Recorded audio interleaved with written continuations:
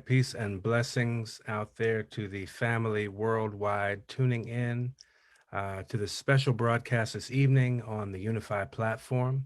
My name is Mikuak, and I'm honored to be a host this evening for a special screening of pieces of a beautiful film that is sure to inspire and inform and enliven the spiritual journey of all those tuning in tonight. We have a true honor to also a little bit later hopefully have the filmmaker join us to discuss this film. And it's a special tribute, in fact, for us who are tuned into some of the, what is it, the timelines and the factors that we're all collectively navigating right now.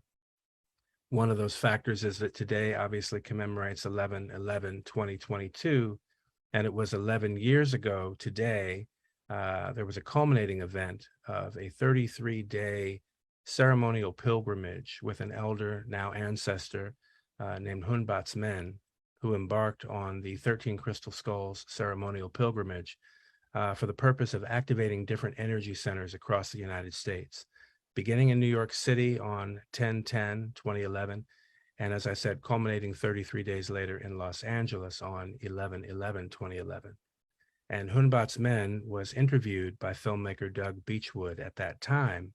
And so what we're going to see tonight are excerpts from now the newly released documentary from that important ceremonial event 11 years ago, quite auspiciously now is ready to be seen for the first time by the world. So it's a true honor to be able to share this with the viewing audience, as it is truly a premiere brought to you by our beautiful friends and family at UNIFY. And a special shout out to all those involved in helping make this happen. And we'll come back later after we have a chance to screen this with you all and follow up, as I said, with Doug. And also a special guest, Ruben Llinas, who is a timekeeper with Harmonic Convergence 2028 online. So thank you all. And without further ado, I think we'll go ahead and share the film. Well, you know what? As synchronicity would have it, we have Doug just coming into the room. I'll see if he wants to join in, and we'll give a little bit of an intro. Okay, he's logging in right now. So thank you for hanging in there with us, all our viewers from around the world. And I trust everybody's been having an auspicious alignment day, portal day, with wherever you are in the world, knowing that it's one planet and only really one of us here. So Doug, I'm going to ask you, if you don't mind, if you can come on camera briefly, join me momentarily. I was just about to play the excerpt, but I'd love to introduce you prior to this. Absolutely. I literally just walked in the room for my last event and got the camera plugged in. So cosmic timing. Perfect timing, beautiful timing, and really an honor to have you in this day. We set out to hopefully aim for this a little while ago, and here we are operating in divine timing and manifestation. So it's a real blessing to be here. And I want to ask you quickly, maybe set the movie up, what we're going to see, share with folks a little bit about that, and we'll come back afterward and have a deeper dive with you, because I know there's lots of layers to this amazing work, and so look forward to sharing more. Thank you. Thank you. Well, I bow to your efforts and all of you attending as well, because we are all doing the cosmic work together. That's right. The film that you're about to see are some excerpts of it. The film is entitled Mystic Maya, Journey of Initiation. And for this film, I interviewed a number of lineage keepers, primarily in the Mayan tradition. Hunbatz among them, Aumrak Sapper, John McCollum, another lineage holder in the Native Americans and incredible student of the Mayan traditions, and LionFire del Norte. So these wisdom keepers, two of whom have recently passed away. Hunbatz, as the setup gave, about a decade, 11 years ago, and John McCollum just last year. So I feel honored to have had the foresight and the perseverance to capture these interviews. It wasn't easy, self-bootstrapping a film is not a simple task, but by the perseverance and virtue, it has become something real. So I'll give you a quick tee up. The subtitle is Journey of Initiation. So the reason I talk about initiation in this film is it is one of those important things that puts us into the sphere of an authentic spiritual practice. And those that may be dubious terms, but we think about what initiation means in terms of life. We all have two. We're born and we die. We come into this life and we leave. In between that, there are many portals that we pass through. Some of us are baptized into a Christian faith. Some of us take rites in a Buddhist faith. We become teenagers. We get driver's licenses. We graduate high school. We graduate college. Those are all initiations. They put us into a different state of being that gives us different rights and authorities to operate in different spheres in the world. So in this film, I'm primarily talking about those rites of initiation that give one the ability. In this film, I'm primarily talking about those rites of initiation that give one the ability to practice with not just the credentials, but the blessings of a lineage. And that's not hokey, that's real. Because when you're going into a lineage like a Mayan lineage, or some of the lineages expressed in the film, that are very similar in tradition to the Mayan Itza lineage, it's not something you're doing on your own. You're not making it up. You're not, saying, hey, this is my idea. I'm gonna, even Jose Arguelles did not make something up. He went on the shoulders of giants, those that came before him, and that egregore. Egregore is a term of like those that have gone before that have formed that morphogenic field in a spiritual way that can help carry us. So in that way, I'm talking about blessings. And that isn't specifically mentioned in that way in the film, but you get kind of the idea for the context. The last, setup that I would give this, I made some quick notes, is the idea that an initiation or a ceremony is reaffirmation to the subconscious. Many modern sciences are learning what the power of the subconscious is beyond the ego, the essential operating system that operates in the behind of our awareness. Mm-hmm. And by rites, rituals, and ceremony, we can have access to reaffirm, hopefully the good, to reaffirm what we want, to program a deeper access to the being. I believe in a trinity of the self, the being, and the soul personality. And there's Trinity expressed in many ways. So please don't anybody take offense at that. That's just my experience with it. But there's also this idea of outer, inner, secret, which can also be expressed in the terms exoteric, what we see in the outer world. The esoteric, you need to have some understanding to see some of the deeper meanings to things. And the hermetic, or the sealed, which is typically a veiled knowledge that one accesses through these rites and rituals of initiation. I really don't think I can tee it up any better than that, Mikuak. I think that's absolutely perfect, actually. You've definitely covered all bases from what I can tell. And I'm very excited. Obviously, this is about personal transformation, the journey of initiation, and also the collective initiation that I feel we're all traveling, navigating, endeavoring to right now, whether unconsciously, subconsciously, or consciously. So thank you very much. And I think without further ado, we'll go ahead and view these amazing segments of this beautiful film.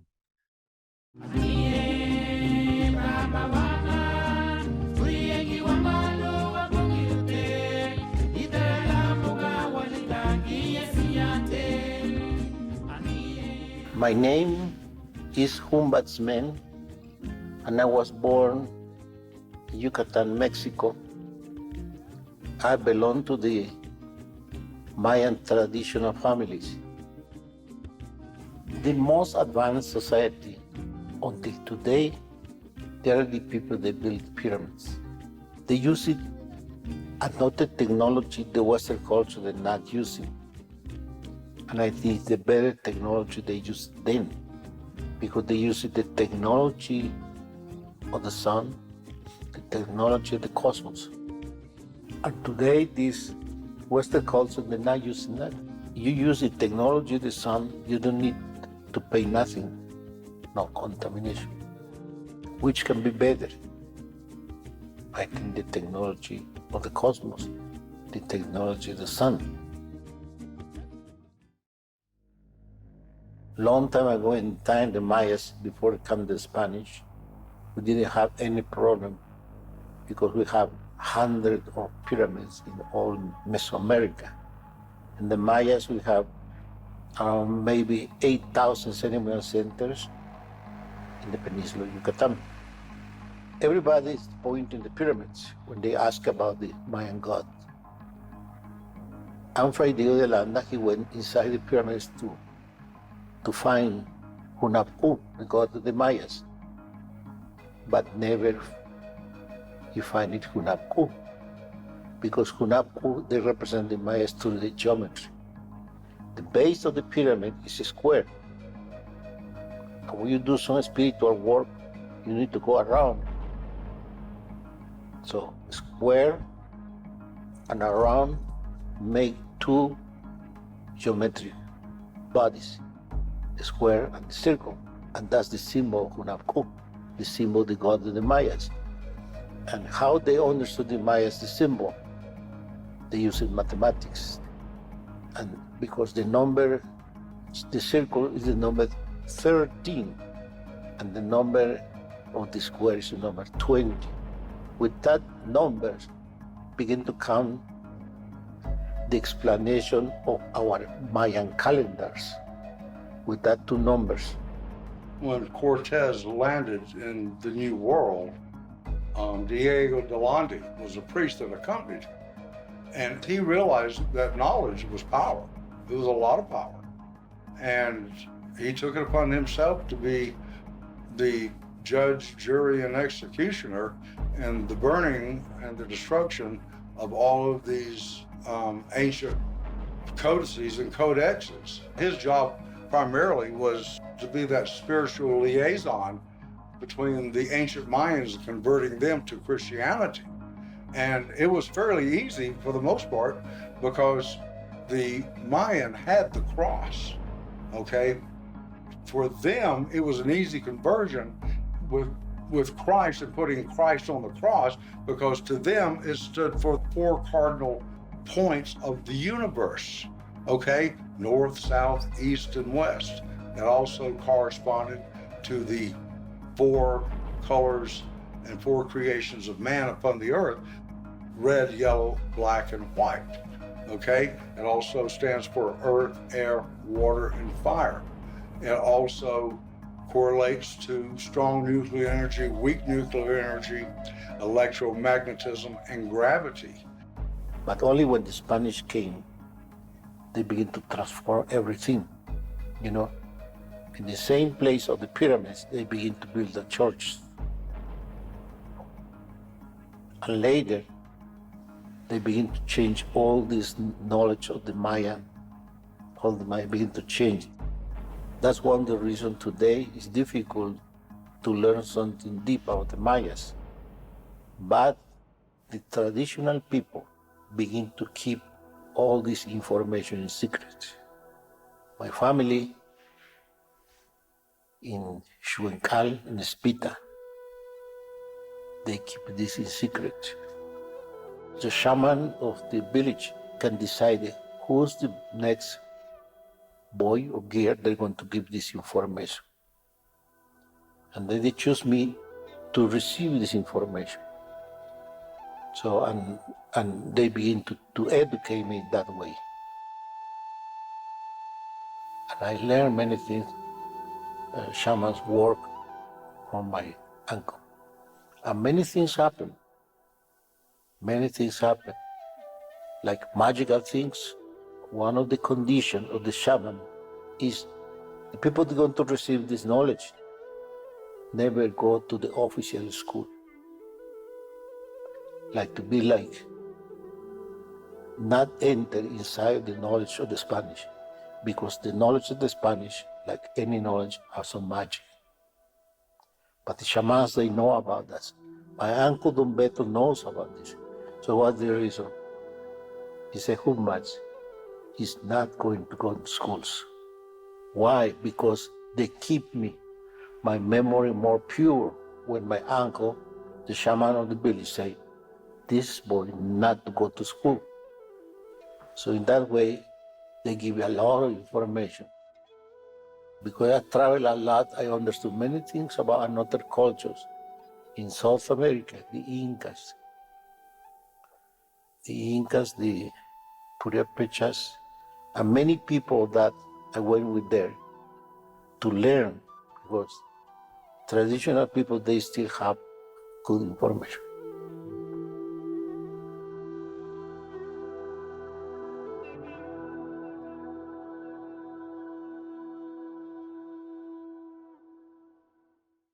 Tikal.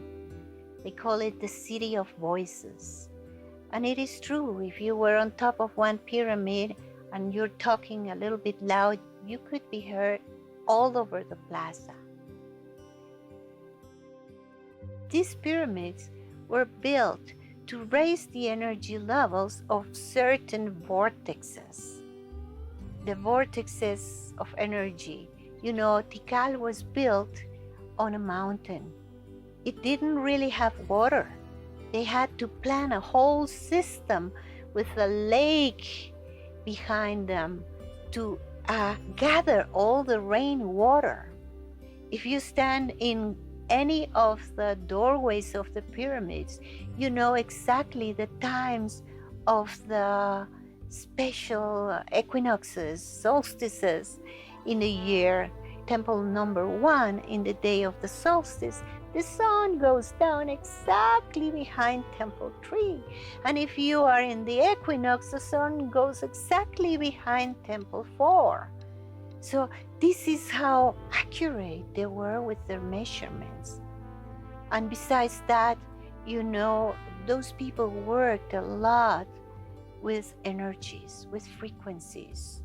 They were true, they call them priestly queens and kings, but I think they used a lot of magic. There was a hierarchy of priestcraft that was developed, and they were very specialized people. They would watch the stars in mirrors from the water at night or with bowls of mercury. They would use many different jungle substances to produce alternative states of consciousness that would allow them to go out of their body and retrieve information from the higher dimensions and higher levels.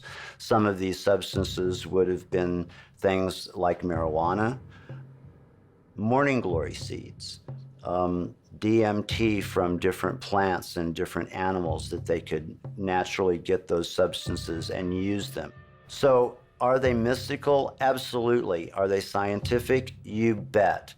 They had it all. They knew. They weren't constricted by the society's attitudes that we have today. They weren't constricted by the laws we have today. So they were able to use their science, their substances, and many other tools, spiritual tools as well as scientific tools, for their mathematics, their astronomy, and their spirituality. What was taught by the ancient Mayans is also in a book that can be acquired today called the Kabbalion. And what the Kabbalion says is everything that is everything is transmutation. And that word within itself is pretty intriguing. And transmutation is the exchange of any mental thought into its physical equivalent. Through this initiatory process, you had to experience all of these things, to where you are in the bowels of the earth, to where you are living life as it is known in a physical nature today, and ascending and being one with the spirit world as you were on top of the pyramid. This is done about through autosuggestion, which is reaffirmation of orders to the subconscious mind. Well, the Mayans, as well as the other ancients, realized that if you tell yourself something enough times, whether it's true or false, right or wrong, you will believe it, you will act upon it, and you will exchange it from a mental or a spiritual thought into a physical equivalent. And as you go from the postulant level to the initiate level, especially at Cajalpec, there is one room there in which you have to go through the Mayan arch. It faces the west. You go through that and you're facing to the east once you turn in the room to the proper place. And that is where you actually turn the pyramid complex on. And the way you do that is a toning a vowel sound. And everyone does that in a harmony. As we know, in the Grand Array, there are all of these huge satellite dishes. And they listen to whatever sign and sound that comes out of the universe. And what has been determined, the universe makes a sound and it goes like, and I'm not a very good singer, but it goes, oh. How long has the Buddhists been doing that? As far back as we know of. So they discovered these vowel sounds. As we know, everything is vibration, it's sound. Sometimes it's even called music, it's speech, it's any kind of a friendly intercourse of exchange of ideas. It's the same thing with the universe. You're coming on the same frequency as the universe, just like any FM or AM radio station, any microwave signal or anything. You're coming online with the universe, you're toning the universe, you're getting that vibrational sound that actually turns on the pyramids. And this is what most people do not understand, is that they look at the pyramids as ancient and far out and a mystery. They are actually working machines that still work today if you understand how to turn on the pyramids. Why the Mayas, they have many pyramids, different angles of pyramids. One like this, another this, another like this, another like this. The construction, the pyramid. The angles have connection with the vibration of planets.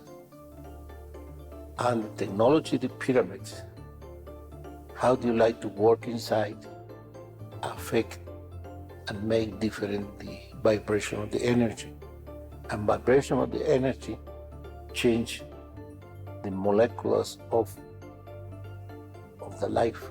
And the pyramids move that. Why the Mayas, they worked with many planets, understood many planets, because they understood the energy of each planet. And today this education is only for some like special people, not for everybody. In the time of the Mayas, the pyramids are there. Everybody can learn. With the Mayas, our religion is very different from the Western culture. So our religion, we understand through mathematics, through the geometry. It's the two ways today can be a science. But we work with that two principal ways how to understand our religion, because our God is Hunabku, and we represent it with the square and the circle. When the Spanish came to Yucatan, it was difficult for them to understand the concept of God of the Mayas.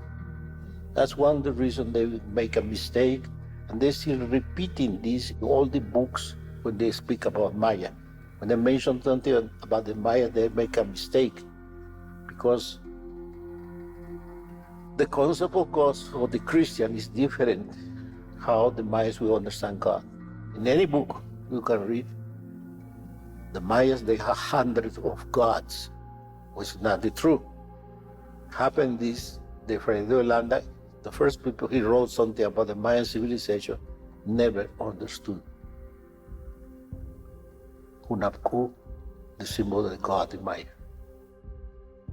De Holanda investigated first, asking to many people, where is the god of the Mayas? And every time, the Mayas, they say, our God is the pyramids. It's in the pyramids. And Fray de Holanda, he went there to find God. The idea of Fray de Holanda, like all the ideas of the colonialistic people, is find something and destroy it. Because in that moment when destroying something, now they can begin to possess all the people. We have a chance, and this is the generation where we can break the karmic chains. Go to the story of our ancestors, father, mother, grandfather, learn about their lives, understand, forgive, go through their lessons, and then come to yourself and let go of all that and rebuild over these ruins, because many people have suffered a lot. Humanity is such an amazing school where we get to learn about light and about dark. But if we are able to choose the light, then we are evolving as a human being, but also as a planet. Because if I heal, you also heal. If you heal, I'm also healing.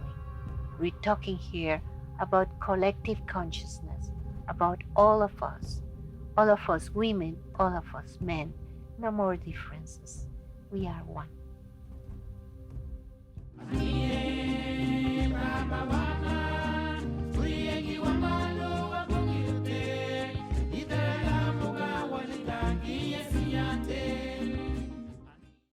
All right. Well, how you doing there, Doug? That was fantastic. Oh, my heart is just beaming. It's so beautiful to share this. It's amazing, especially on this auspicious date. I mean, In the really and hall. truly. So I just want to acknowledge that and give thanks, of course, to the Creator that makes all things possible and that we can share in this way together. And thanks to our friends at UNIFY for allowing the space for us to share this amazing broadcast and special message. I think there's a lot of, sort of as Hunbatz was indicating, there's a lot about the Maya that's misunderstood or not even known, and that there's so much of a treasure there as yet to be realized for humanity. It's such a deep, deep root and tradition that really impacts us all. And I think in this time of revealing and this time of healing and also expanding our awareness, we're going to really come to recognize that more and more. So you've done an excellent job with this film. I want to acknowledge our brother Ruben Llinas, who's also joining us in the special conversation, just given that he also has a special relationship to Hunbatz Men, and we'll talk a little bit about that momentarily. Thank you for being with us, Ruben, as well. Wonderful to see you. And where are you calling in from at the moment? In location, good night, and a pleasure to meet also Douglas on this auspicious 11/11/22 portal. I'm right now in Bogota, Colombia, and it's such a blessing to be able to watch today live, because this is my first time watching this special feature of the documentary, and bring back memories of 2012, which was 10 years ago, when I had the pleasure to meet Hunbatz Men in ceremony and in a much more intimate way than in 2010, when I was also in New York City at the Crystal Skull activation of the 10-10-10. But I didn't have the chance to meet the human being behind the shaman or the priest. And now, hearing him speak with so much wisdom just make me feel so blessed to be able to hold space for his teachings and to be able to restream this in our platforms in Harmonic Convergence on this auspicious day. This is such a wonderful gift to 11 years after this end of this amazing pilgrimage that we are doing this. I'm just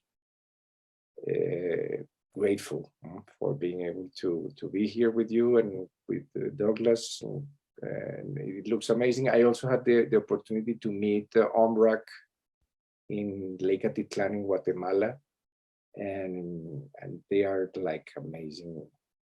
My experience was that they were like really special human beings that as Douglas mentioned at the beginning, they are the giants, and we have been just holding their wisdom and knowledge in high regard and in our hearts during since the 2012 transition.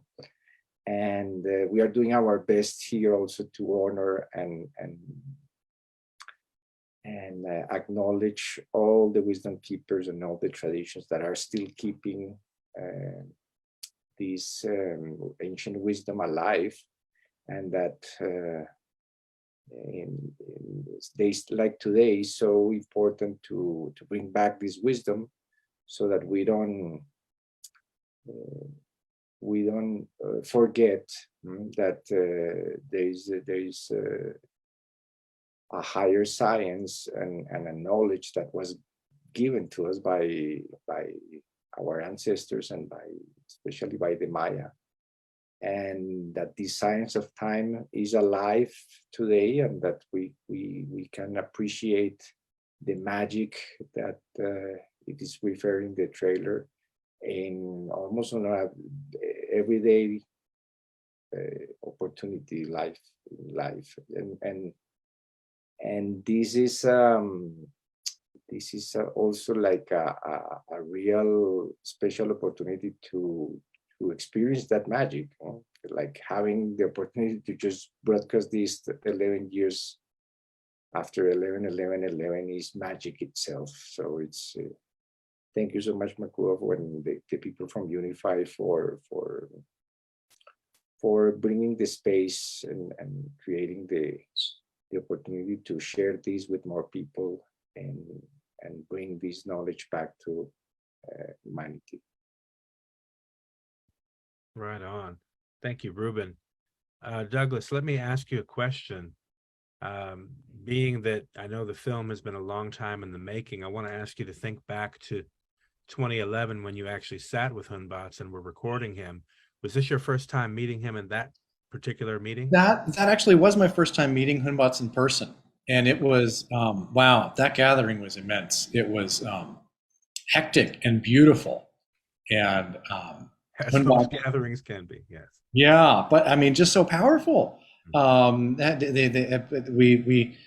It took place at a large Dharma center in Crestone, Colorado, one of the very, very tuned in areas with many vortexes, as some of that have visited and are open can attest to.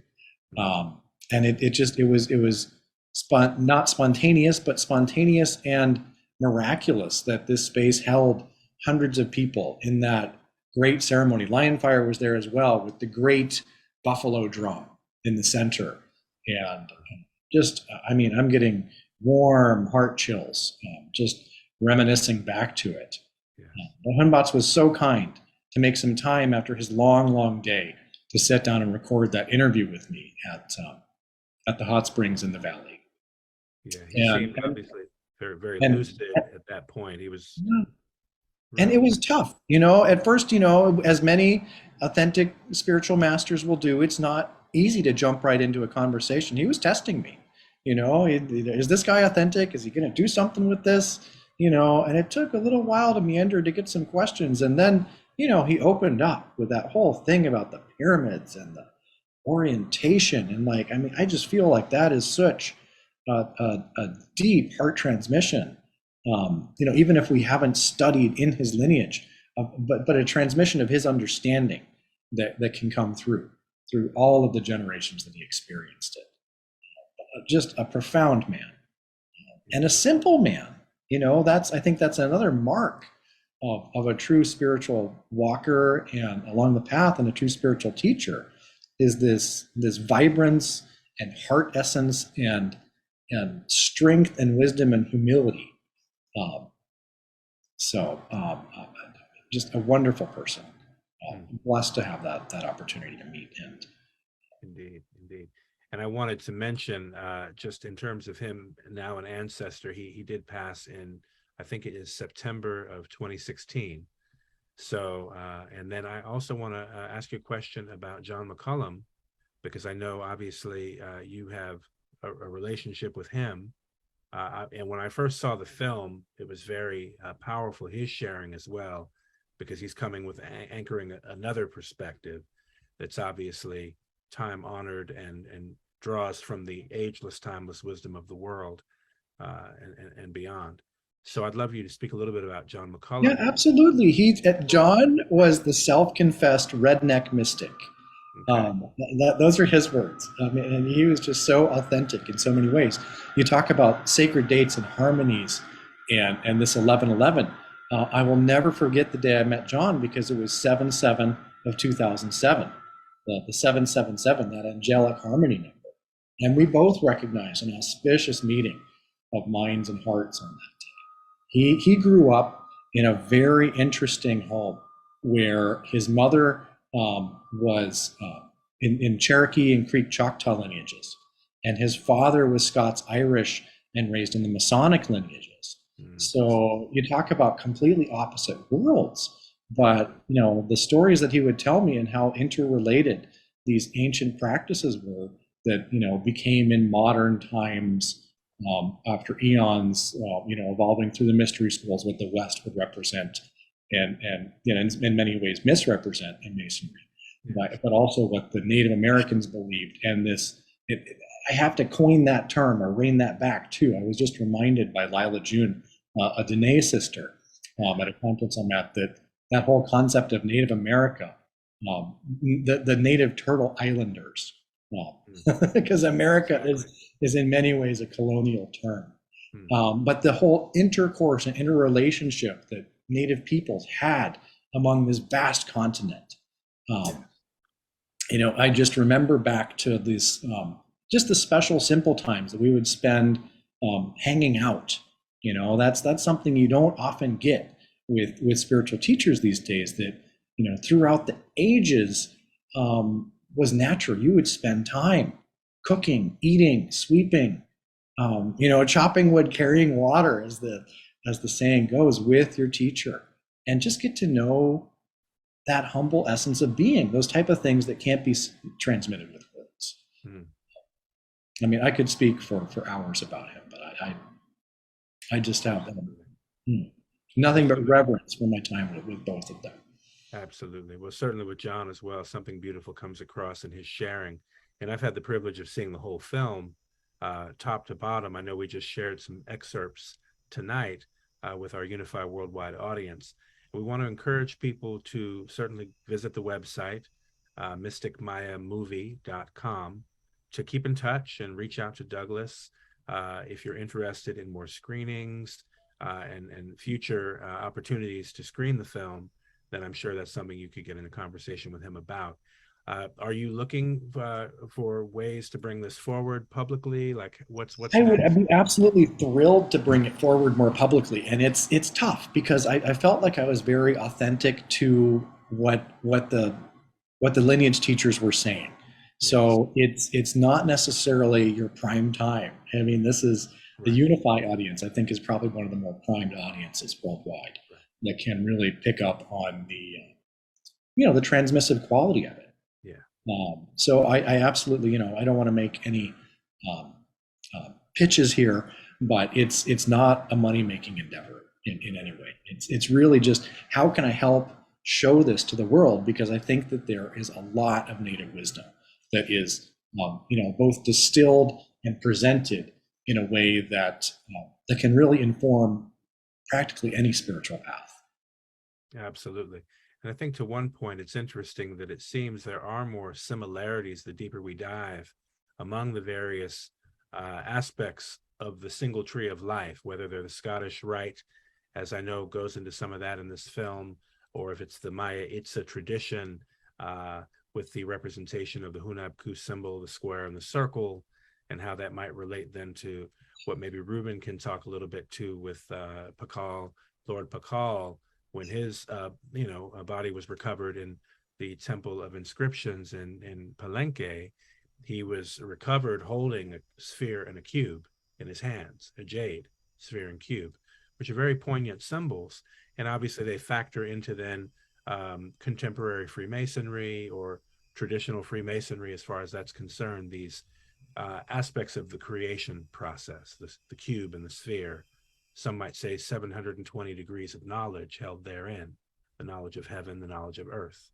So it's interesting to see that even in this display, I think what this film does is shows us the interconnection that is there, you know. And I know that may bring up for some, it's a kind of a challenging thing to consider, that there are some of these crossovers and the relationship that might be far more ancient or deeper than we are aware, just given the, shall we say, the occulted nature of some of this information, the esoteric, the secret nature of some of this information. Now we're Well, that obviously whole in a time of term revealing as occult well. basically just means veiled. It's not bad. It's the knowledge of creation. You know, it brought down through many lineages, and the similarities of the Egyptian, you know, through the Egyptian pyramid texts and the Popol Vuh of the Mayan stories. You know, tremendous similarities from what my Buddhist teachers would call a primordial lineage of wisdom. So. Absolutely. Yeah, and I think it's interesting because a lot of the work that Ruben and I have endeavored to do over the past several years is to really trace these various timelines of different traditions, of the Maya among them, but then within the Maya, you have so many different groups who identify as Maya. So getting a coherence around all these various timelines has really been central to that work. If you have another minute to stay with us, Doug, I know you're also in the mix, so I don't want to hold you too long, but if you have to go, let us know. It's great. We've been so I'm happy. here, but I'd love to hear Ruben's, you know, more of Ruben's memories of Hunbatz as well, and some of the, you know, some of the practices that he taught you would be. I mean, one of my interests, you know, as well in this broadcast, as I think we spoke about earlier, Mikuak, was to help bring some of that awareness to help preserve what Hunbatz has put in place, you know, so that it can continue to be a transmissible form. Yes. Well, I will cede the table, cede the platform. That's a great segue. Ruben, talk a little bit then about your time when you were able to work more directly with Hunbatz, and even when you visited Lol Bay, the location and temple there in the Yucatan. Yeah, well, this was, again, all by the grace of synchronicity and probably the ancestors that are weaving these timelines together. But thanks through a really good friend from Miami, because I used to live in Miami for 11 years, that was living in Merida and was a journalist. I had the opportunity to meet him right before the completion of the Baktun cycle. So he was getting groups from all over the world, big groups, to activate the temples. And I think that's a major aspect of his teachings, is that they were practical. So you could hear him speak, but then while we were in ceremony in places like Kaba and later in Uxmal, he spoke always about the resonance of the temples and how we are an essential part of the activation of these temples. And he was a key protagonist of that activation of the Mayan temples, along with Aumrak back in the 80s, and along with Jose Arguelles. And but as well as Douglas described it, you could feel his humbleness, but his deep wisdom of what he was teaching. And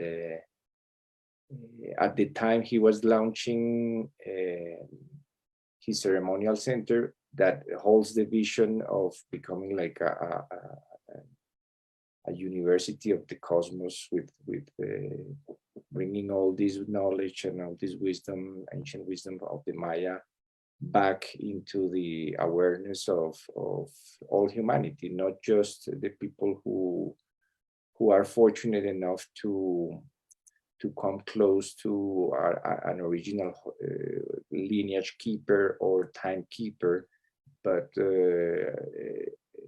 Hunbatz Men, I think that he was a pioneer in opening this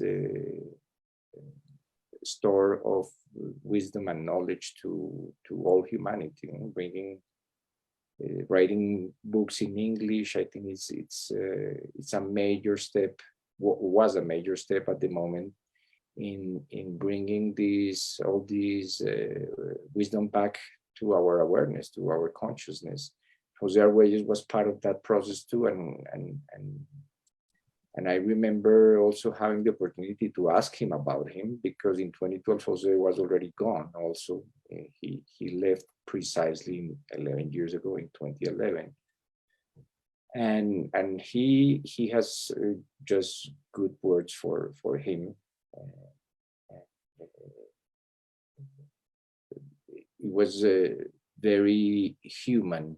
His perspective was within his deep wisdom. It was very simple in the way that he would communicate, and that he will express himself from other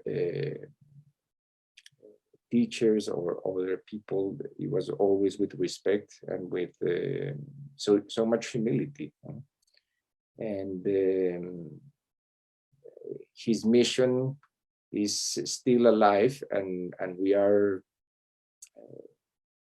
fortunate enough to appreciate it enough to do our best to keep that vision and that mission alive in the time that we still have here on Earth. So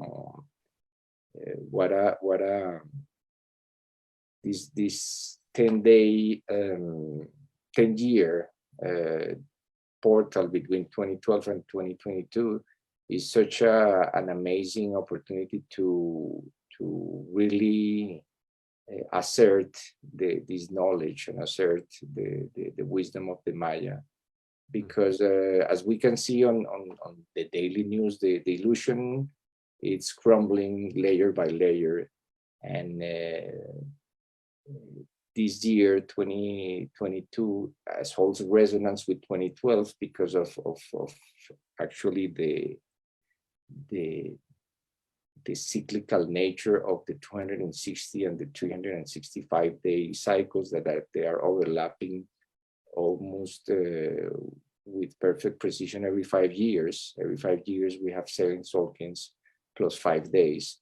So now that we are completing 10 years from this portal, all this remembrance is coming back, and is coming back to the surface to remind us of our role here on Earth as protectors and as keepers of the wisdom, not only of our ancestors, but of the star people, because a lot of this wisdom comes from the star people, and may this be an opportunity to honor that, to acknowledge that this is not just an indigenous journey of remembrance, but that there are other cosmic civilizations also present in the process, as well as interdimensional beings. So this is such a magical portal to speak about this and to bring back these memories and the deep truth that they hold for our generation. Ruben, let me ask you also, being that you were there in New York City in 10/10/2011 at the launch of the ceremonial pilgrimage, can you share the connection between that ceremonial 33-day process and its relationship to, because it preceded December 21st, 2012, and I know Hunbatz was largely connected with the completion of that great cycle as well. Was there anything he indicated in enacting this 33-day ceremony that was a precursor to the closing of that great cycle or the beginning of the next new cycle?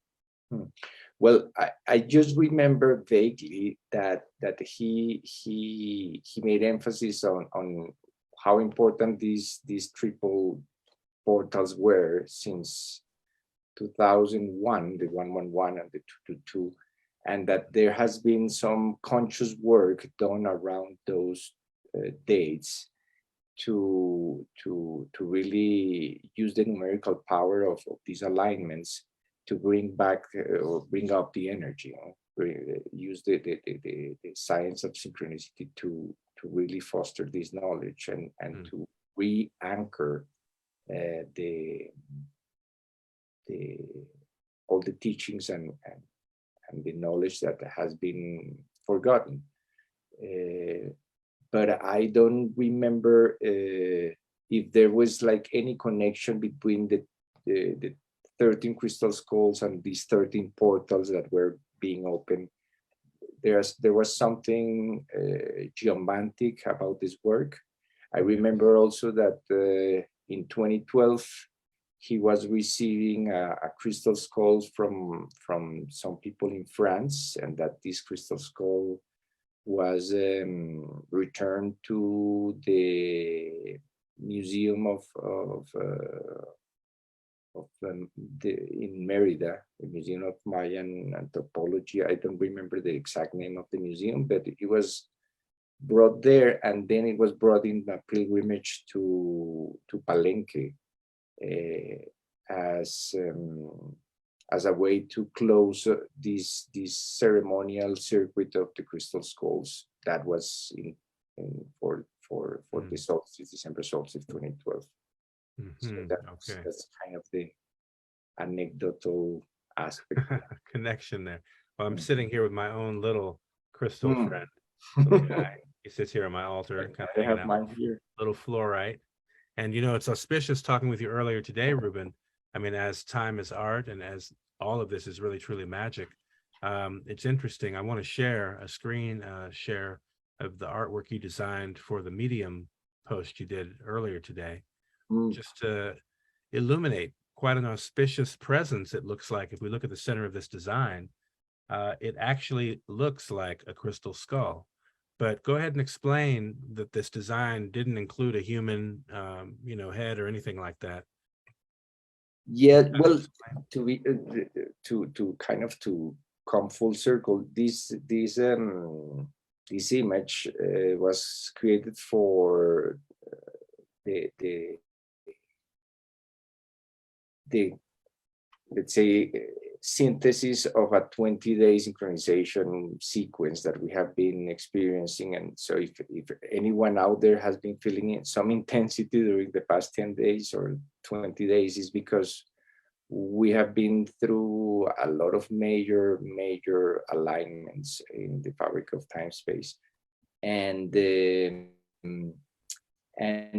And I just wanted to create like an image that reflected the multidimensional quality and the layers of this alignment that we are experiencing today, 11 years after 11/11/11. And put some layers, including like a galaxy and an image of the Earth and a sunrise, and suddenly this head got formed from all the layers, and I also saw like a skull. So what a great way for spirit to show us that there are other beings. There are other beings on board on this mission of bringing back harmony to the planet. And also it's important to notice that today precisely we are in many places in Europe is celebrated Remembrance Day, which is a sacred day to contemplate and hold peace. And we are completing also one sacred Solkin cycle of 260 days from the start of the conflict in Ukraine, the intensification of the conflict that we have been really living and witnessing since 2014. But this is like a new stage of the process, and it's really important to recapitulate in days like today that we have always like a choice, an opportunity to put our focus or our attention in the negative aspects or the shadow aspects of what is taking place on Earth, or we can focus our attention on the harmonious aspects. And today, we are precisely closing two cycles of 52 years called calendar rounds. Since the signature of the armistice of the First World War in Europe, so we are the Mayan time science opens these windows of opportunity to observe events like the ones that we have been living this year in retrospective and see how they are a reflection of past events in our recent history. It's interesting. They seem to be communicating a reconciliation of sorts, because if, as you're saying, 104 years ago was marking the end of a conflict, 260 days ago on a fractal level marked the beginning of a conflict. So it's an interesting thing to consider that 104 years ago, we also know that cycle 104 relates to the Venus great cycle, right? 13 times 8 with your 13 Venus transit cycles. Yeah, very, very auspicious. I mean, that means that 260 days ago, the completion of this 52 year was in a way interrupted by this conflict, and that now that we are completing the 52, we have the opportunity to redeem it, at least in our minds, through this mirror game that is presenting today the opportunity for each one of us to shift the narrative, shift the narrative for one of peace and harmony, and not fall into the narratives that we are being sold by the mainstream media, or that we hear other people share with us. This is actually a very auspicious closing of, like I was mentioning before, of several important alignments, including in the long count. We just crossed the half Katun cycle. So there is the Maya used to measure cycles, generational cycles called Katuns. It's 7,200 days. And last October 30th, we just went through that milestone of 3,600 days.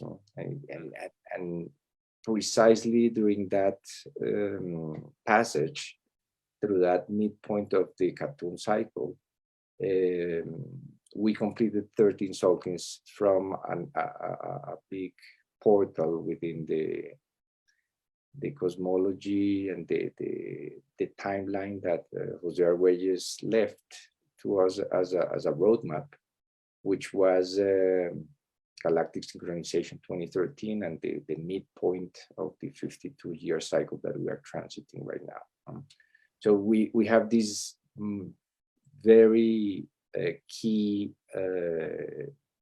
portal dates aligning exactly at the midpoint of the Katun. The December 21st, 2012, we completed 10 cycles of 360 days on one side, and the day before that, we just completed 13 cycles of the other important gateway, which was that midpoint of the 52-year that we are now transiting to 2039, 1987 to 2039. So 2013 was the 52 years. And that alignment also happening between the two eclipses, the solar eclipse and the lunar eclipse that we just had. That precisely this lunar eclipse of 3 days ago took place exactly one soaking before the start of the 13th moon year.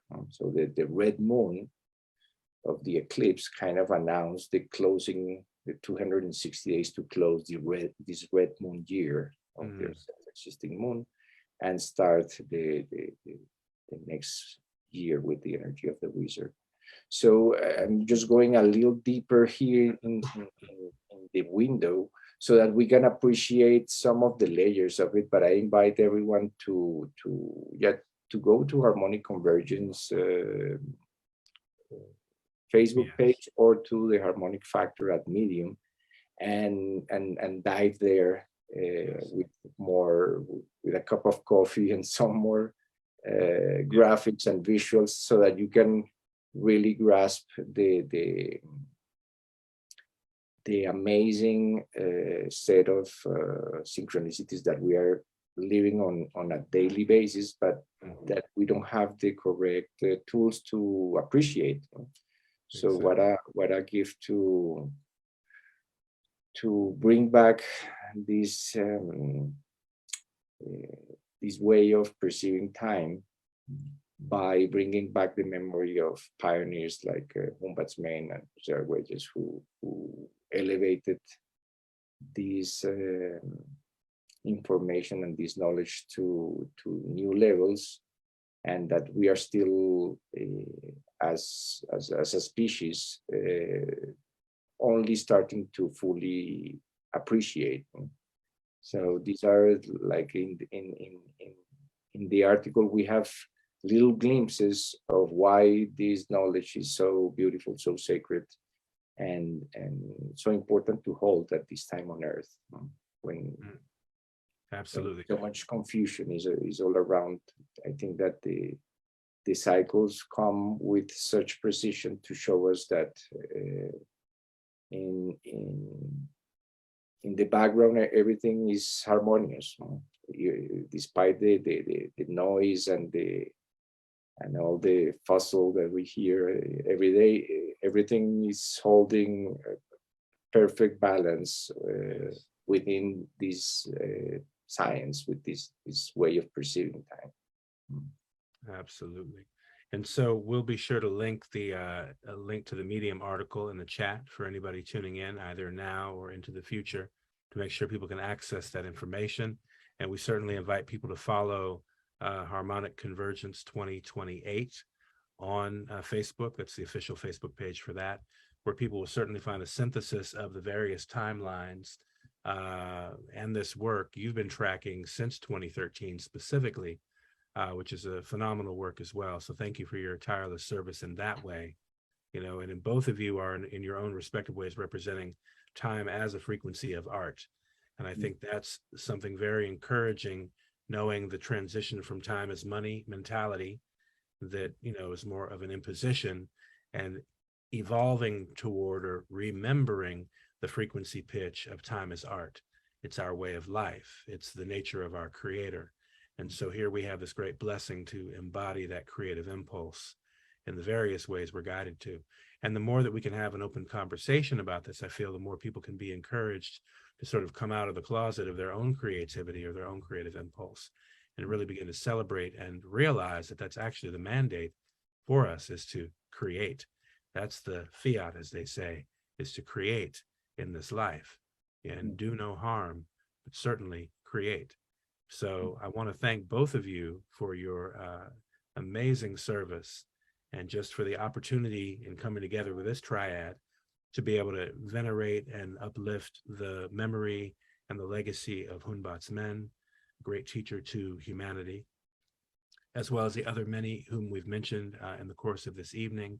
I want to give a special shout out to our friends again at UNIFY, Brother Adil Kassam, who I was hoping maybe could jump in here randomly, although nevertheless, we'll find a time in the future when hopefully we can do a specific screening of the film, the whole film, and perhaps have even more of a panel, because I know that Adil is a carrier of one of those sacred skulls that he was given by someone very special. But hopefully at some other point in time, he can share more about that, as I'm not inclined to go too deep down that road. But it's a very important blessing, and just recognizing the way everything seems to be designed for our benefit and for our betterment. So it's truly an honor. And I also want to point to mysticmayamovie.com for people who want to reach out to you, Douglas, and follow up about that. Is there anything else you'd love to share right now? It's on your heart to say. Let me just echo gratitude back to both of you, and the hard work of being conscious and soulful beings at this time. I mean, it seems hard, but I also want to echo that idea, not just the idea, but the presence that when we can raise beyond the muck in the media We become those antennae and amplifiers to raise the vibration. And that's what the Maya were trying to do. That's what the Egyptians were trying to do with their sacred sciences, is build structures in alignment with cosmic energies to raise the energy. Just to echo in a closing comment, that concept that, this whole vast time scale of the Maya may just make your head spin and turn you off in many ways. But what Hunbatz expressed to me and comes across in the larger film, in its entirety, is that is really the trick of the modern colonial societies, to try to limit our conception of time into this little thing, and the back keeps getting cut off of it, right? So we're just looking at this gap here. But if you expand that gap, we're looking back. Hunbatz said Mayan civilization 20,000. Egyptian civilization could be 25, 30,000.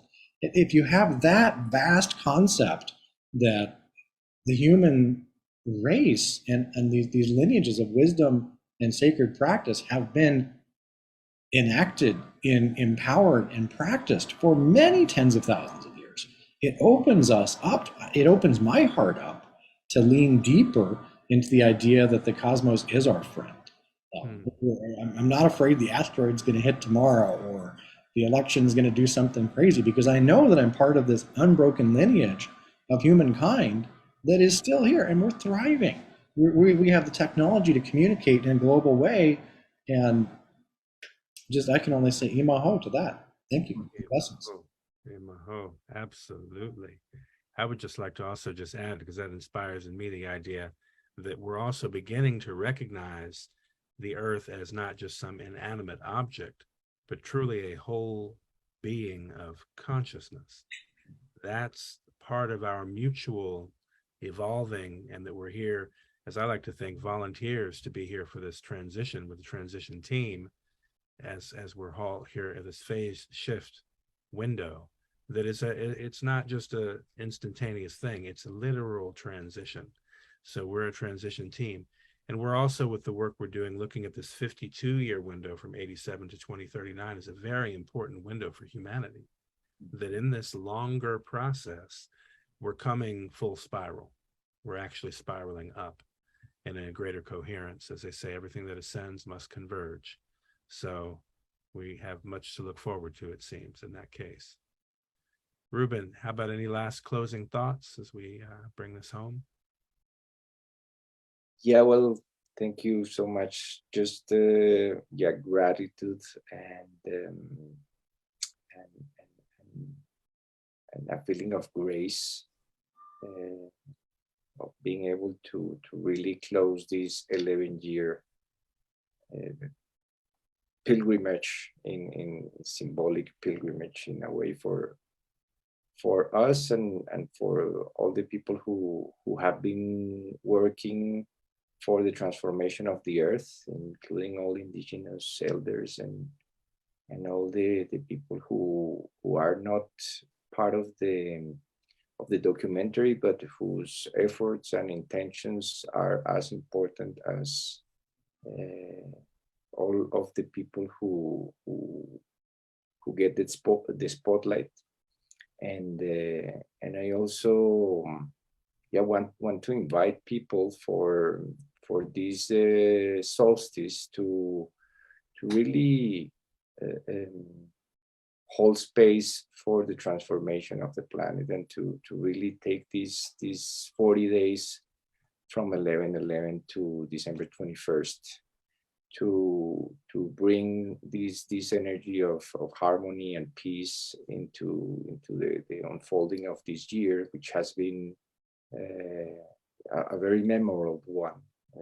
So much to say about this year, and what a blessing to synchronize today and just tuning into harmony and raise the frequency of the planet from here to December, and from there to the next year. Absolutely. Yeah, thank you. Well, I want to take a moment to also thank our dear friends Tuva and Sarah, our friend Ralph, who connected us with Douglas, myself specifically was connected by Ralph. Much appreciation.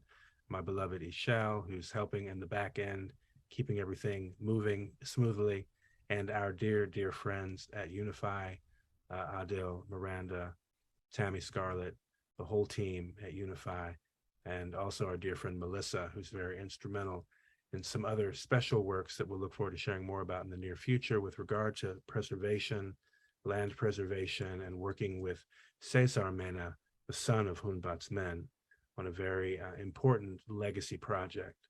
So we'll look forward to sharing more of that with the global community via UNIFY in the near future.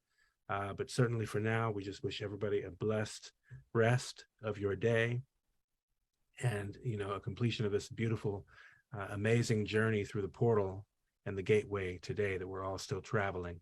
And may we, continue to come together, because certainly they say if you want to get there faster, go alone. But if you want to get further, go together, right? So more togetherness, I think, is certainly warranted as we seek to further and advance this important work on the planet. So thank you, everybody out there tuning in. We, just again, extend to you love and gratitude and a sense that we are one with the earth and ourselves are one mind. So as we live into that, we look forward to seeing you all as we continue to spiral up. In Lakesh, love and light.